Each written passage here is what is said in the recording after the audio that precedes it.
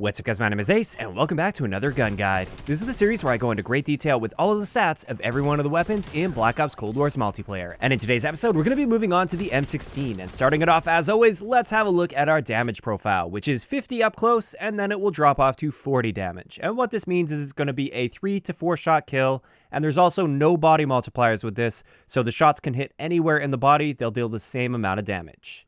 As for headshots though, we do get a standard headshot multiplier of 1.4, which takes our headshot damage profile to 70-52, and what this means is up close headshots aren't changing the number of shots to kill at all, and at longer ranges you need to hit at least 2 of your shots to the head in order to maintain a 3-shot kill or a 1-burst kill. So without attachments, headshots really aren't all that practical on the M16.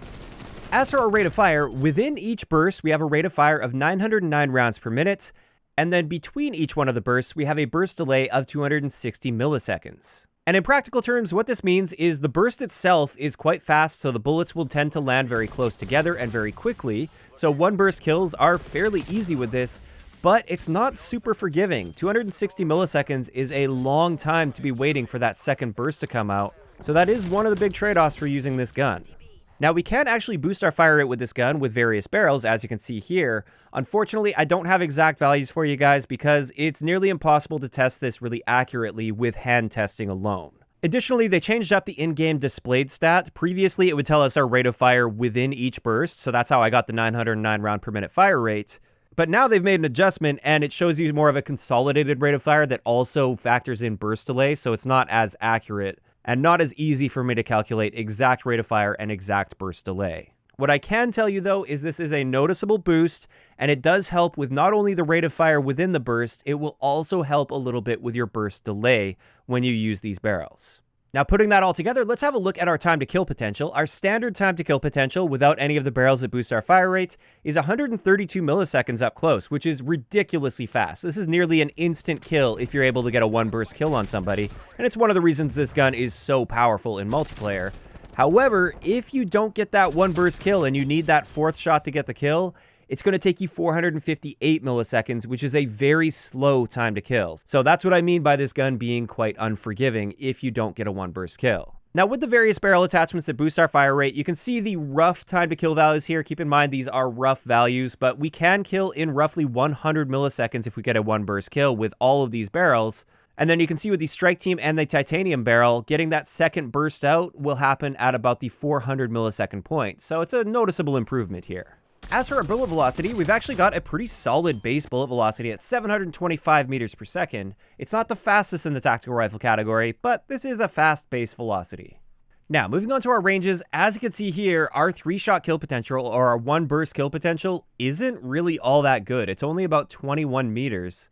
And this means, in many cases, you probably want to try and use a barrel that boosts your damage range, like the Match Grade or the Task Force barrel, but it really does depend on the playstyle and what you're going for. Sometimes I just prefer having the fastest possible fire rate with the Titanium barrel, even though it reduces our range by 25%. It's also worth mentioning that in hardcore game modes, the M16 will always be a 1-shot kill. Not a 1-burst kill, but a 1-bullet kill. As for Hipfire, it's the same as the other tactical rifles, and that is to say that it is not good at all in the Hipfire department. Generally, you want to avoid hipfiring this gun whenever possible.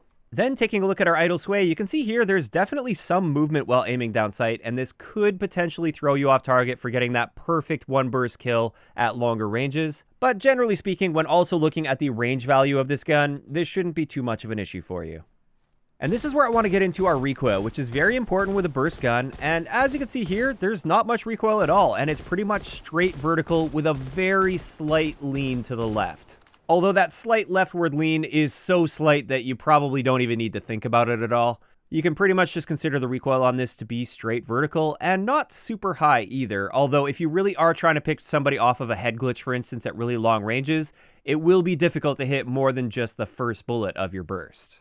Now, let's move on to our aim down sight time, which is 350 milliseconds. It's not really all that fast, especially compared to like assault rifles, for instance. This is fairly slow.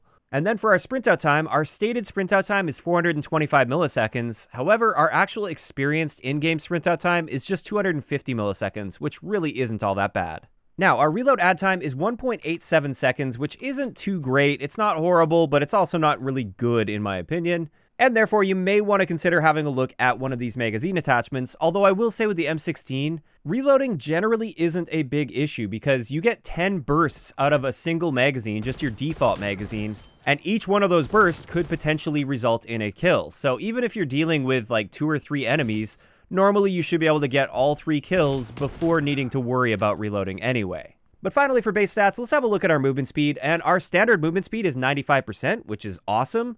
And our sprint movement speed is also not too bad at 141%. The one thing to keep in mind, though, is our aim down sight movement speed is very slow at just 30%. So this is something you may want to consider trying to boost with one of your attachments. So in all, the big strengths with the M16 are, first up, it's incredible time to kill if you get a 1-burst kill. Basically, nothing can compete with this as long as you get a 1-burst kill on somebody. Additionally, it's very accurate, especially when you start factoring in attachments, and therefore, it's fairly easy to get a 1-burst kill with the M16 as long as you're playing it right. But on the other side of that, we do have our weaknesses. First up, the unforgiving burst delay. If you don't get a 1-burst kill against somebody that knows what they're doing, you're probably not going to be able to win that gunfight. And on top of that, it is kind of hard to boost your bullet velocity. There aren't too many options for boosting your bullet velocity on this gun, and it is horrible for hipfire. I would only recommend hipfiring with this gun if you're in a desperate situation and happen to be super close to your enemy.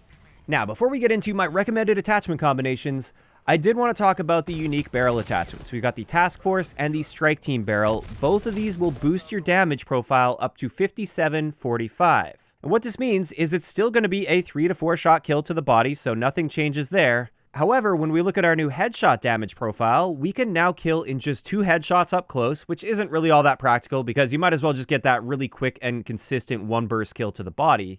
However, when you get to that damage drop-off point, instead of needing 2 headshots mixed in with a body shot to get a 3-shot kill, you now only need 1 headshot mixed in with body shots. And what this means is if you start your burst somewhere in their upper torso and you let the recoil from the burst take you up to a headshot, you can get 2 of those shots in the upper torso and then the final shot hitting the headshot for a very nice 1-burst kill even at really long ranges. So this is why these barrels are actually pretty solid choices for the M16.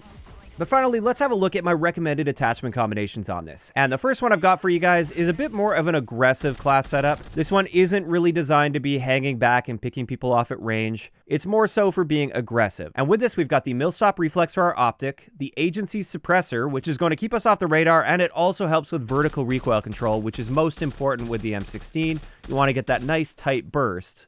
Then we've got the titanium barrel for the fastest possible fire rates, because with this one, if you are playing up close and personal, if you miss that first burst, you really want to get your second burst out as fast as possible. But then after that, we have the airborne elastic wrap, which gives us the best possible boost to our aim down sight time, which is awesome. And then finally, the SAS combat stock, which significantly improves our aim walking movement speed, and this helps a lot with this gun.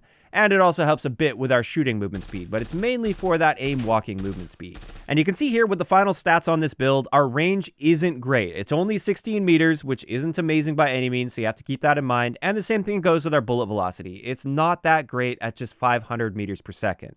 That's why this is more of an aggressive build and not a hang back and pick people off at long range build. As for our sprint out and aim down sight times though, these are very fast and snappy, so it allows you to be fairly aggressive with this. And as long as you're snapping on a target and getting those 1-burst kills, you're going to be pretty much unstoppable. Now, as for the second attachment combination I wanted to share, this one is going to be using the Gunfighter wildcard so we can max ourselves out on attachments.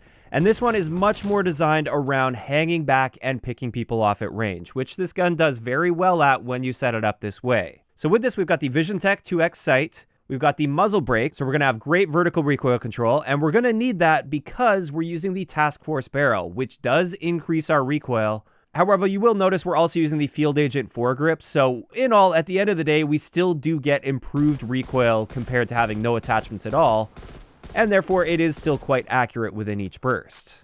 Now, the reason I use the Task Force barrel is we get a nice boost to our velocity and our damage range, so those 1-burst kills are going to be a lot easier out to a much longer range. And then we also have that potential of getting that 1-burst kill even beyond our 32-meter range with this if we just land one of those bullets in the burst to the head. Now, additionally on this, we have the Target Designator, which helps us pick up targets a lot more effectively, especially on maps like Cartel, for instance, with the bushes. Then we've got the SAS Mag Clamp. I really feel like we don't need to increase the magazine capacity at all, but it's nice to have a faster reload, and this barely hurts our aim down sight time, which is nice. And that just leaves us with the airborne elastic wrap to help us with our aim down sight time, and once again that SAS combat stock to help with our aim walking movement speed, which I just feel is so nice to have on the M16. And with this one, you can see with the stats, we've got much better range, much better velocity, and we still have a very reasonable aim down sight and sprint out time.